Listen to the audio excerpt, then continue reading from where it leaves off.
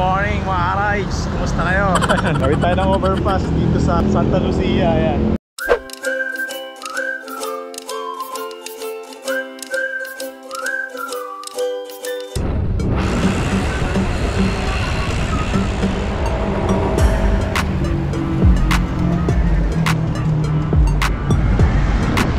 So yun mga ka-rides, kasama natin si Michael pala sa ride na to. Dapat tatlo tayo kasi yung isa hindi ko alam kung susunod yun. Tinanghali yata ng gising kaya larga na tayo kasi mamaya may lakad pa ako. So saglit lang naman, short ride lang pupuntahan natin. Yan, short ride lang pupuntahan natin. Bale ang ride nga pala natin ngayon ay dito sa isang bagong bukas. Actually hindi bago kasi matagal na to. Bale 6 months ago binuksan tong pupuntahan natin. Yung dating dump site, isang magandang bike spot na dito sa Payatas. So puntahan natin para makita natin. Short ride lang, naghanap ako ng short ride. Naalala ko may magandang bike spot doon. May trail din daw doon. So bisitahin natin mga ka-rides. So time check pala tayo, 6 AM tayo nag-ride out. So 6:15, kasama natin si Michael pala. So ngayon lang ulit natin nakasama sa ride. So bali dalawa lang kami. Iwan ko lang kung susunod yung kasama natin isa. Bali tutumbukin natin ito papuntang Marikina, GB Rizal and San Mateo. Doon sa may Arco, sa may Pure Gold banda, so may kaliwaan doon papuntang Batasan. So doon tayo. So yun mga ka-rides, binabaybay na namin yung kahabaan ng GB Rizal dito sa Marikina papuntang San Mateo. Yan si Michael. Nakalagpas na pala tayo ng Concepcion mga ka-rides. So nangka na to, nung area na to. Itong sumunod na kanto ay per lane. So malapit na tayo sa San Mateo Arco.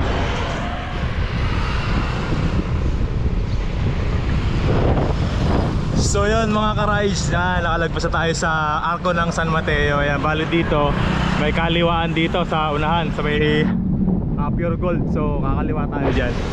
Kaliwa tayo dito. Ito yung Pure Gold mga ka-rides. Ito yung stoplight. So kaliwa tayo dyan.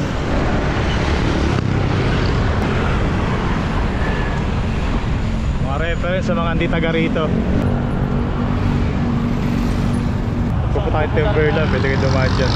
Papuntang Shotgun, pakabila naman sa Batasan. So yun mga rides, nakakaliwa na tayo. Ayan, papuntang Batasan na to, Batasan Road. Ayan si Michael sa likod natin. Kapag maaga pa, diretso tayo ng Timberland. Pero may lakad ako ng 9 AM kaya nagmamadali rin kami. So ayan, medyo dito sa part na to, medyo maganda pa yung kalsada and patag pa. Pero pagdating na sa dulo, ayan, may mga ahon doon na banayad. So kaya naman yun, banayad lang, pero medyo mahaba-haba lang talaga. Itong ilog na to ay nagdudugtong sa Marikina tsaka Pasig. Sila mga flood control para hindi bumaha kapag malakas ang ulan. Wow, very nice. So yun mga ka-rides, ito na yung simula ng ahon dito. Yan, medyo mahaba-haba yan. Ito yung ahon dito sa papuntang Batasan. So parang may challenge kaya dito tayo dumaan. Banayad lang naman to, tingnan natin kung ilang percent.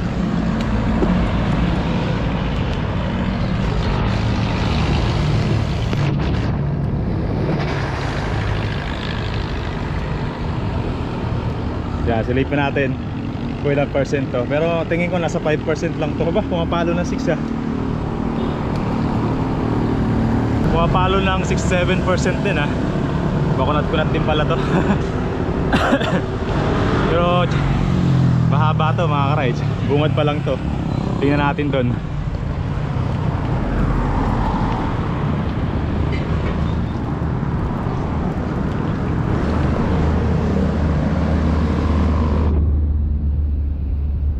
Yan. Short ride na medyo may banayad. Kaya pwede na rin.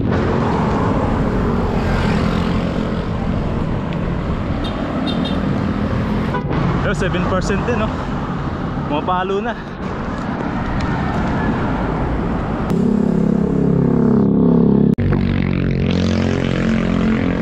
Yan, sa part na to mga ka-rides nag 10% yung grade nya.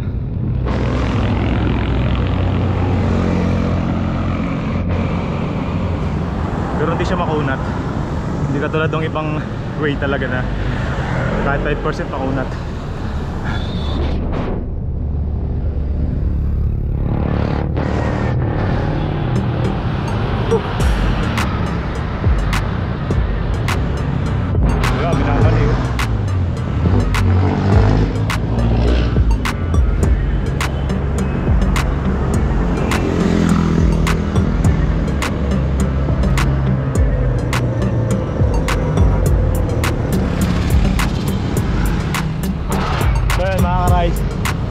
Pagdating dito kanan lang tayo. Ayan. Ito na yung Batasan Hills. Pagdating dito, recover na to. Patag na. Pinagpawisan din ako dun eh. Pinagpawisan din tayo dun mga ka-rides. Uy, sarap. So yun mga ka-rides, nagmapa na tayo. Bali malapit na tayo. So sabi sa mapa, nasa 4.3 km na lang mula dito. So yun, tatagos na tayo dito. Pag yung pinakadulo pala nito, ito na yung Commonwealth. Pero hindi tayo aabot doon. So may way din doon, pwede tayong via Commonwealth. Kaya lang nakakatakot doon.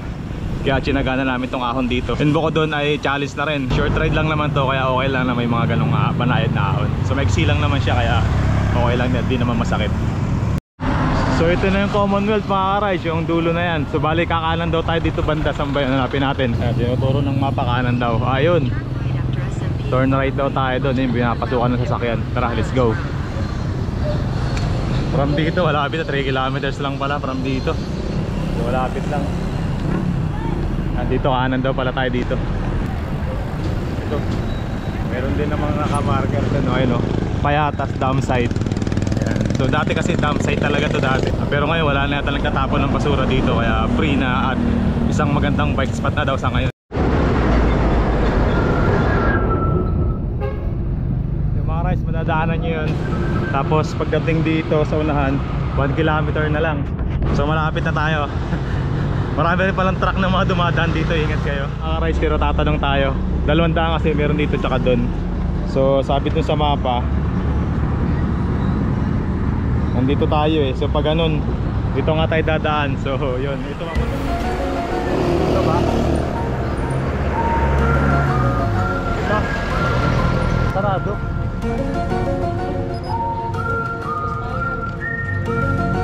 Close? Pero dito yung pasyalan sa Payatas. Ano tong kabila? Trail ata yan. Trail ba to? Pwede kami dito. Pag open na. Pag open na. Bike wala rin. Bawal din. Sayang. Kaya panahon po. Ayan mga ka-rides, close pala yung Payatas. Update natin. Ayan. So may biyak daw yung kalsada dun sa taas, sabi nung guide. So dito pala yun, papasok yung bike spot dito sa Payatas. Kaso close nga lang sila, kaya hindi tayo makakapasok. So yun, update tayo. Close pa kasi may bitak na yung kalsada, under renovation. So delikado, kaya bawal ang siklista. 3 months na sarado na pala yun, kaya balik na tayo mga ka-rides. So yun yung Payatas. Sayang di tayo nakapasok sa loob. And may magandang bike spot doon. May trail din. So sayang. Umaga pa naman, almusal muna tayo. Tapos tingnan natin kung ahon tayo ng Antipolo, tak-tak. Pero may lakad ako ng 9 AM eh. Bahala na. Yun, pabalik na kami mga ka-rides. So yung way pa lang to, pag dinaretso to, yung way na yan, nakita ko sa signboard, papuntang San Jose pala yan. Malayo pala yan. So kami pabalik na kami kung saan kami dumaan. So lusungin namin inawa namin kanina. And almusal muna. Ba't ka na late? Ewan ko, di ko alam. Basta tinangali ako gising 5:30. Sabi ko alas 6, pag wala ka paalis na kami. Sabi ko nga eh. Saka, So yan si Israel lumabol. mga 6:10. Tabi. Ako sa bahay. Sumunod si Israel mga ka-rides. So tatlo kaming nabudol na sarado yung Payatas. Pabalik na kami. Bali pabalik na kayo mga ka-rides. Lusong na ulit kami dito sa nilusungan namin. Tagos dito sa may San Mateo, Arco. Yan sa may Pure Gold. Tapos almusal muna kami. So yun mga ka-rides, nakabalik na ulit tayo dito sa may San Mateo. Yan, JP Rizal na ulit tayo. Almusal tayo dun sa inaalmusalan natin. Yan mga ka-rides, kain muna kami dito. Yan, bago kami umuwi. Alright. Gutom, tamang gutom lang. So yun mga ka-rides, katapos lang namin kumain. Ayan, pauwi na kami mga ka-rides. Nagpaplano pa sana akong magtuka dun kanina, kaya hindi ko kina-close yung vlog. Kaya lang yun nga, 8:30 na rin. And after namin kumain, tinamad na. So next time na lang. Ayun mga ka-rides, so nabigo yung ating Payatas ride. Hindi tayo nakapasok sa loob, pero okay lang, nakapag-exercise naman tayo. Short ride pero may challenge kasi may mga rolling hills doon, kaya sulit na rin. Alright, so hanggang dito na yung vlog natin. Ingat kayo mga ka-rides, ride safe. Ito yung mga kasama natin, uuwi na rin sila. Yung dalawa, ahon pa yata ang Antipolo. Pero mukhang tinatamad na rin. Alright mga ka-rides, kita-kita tayo next ride. Kita-kita tayo next vlog. Ingat kayo, ride safe.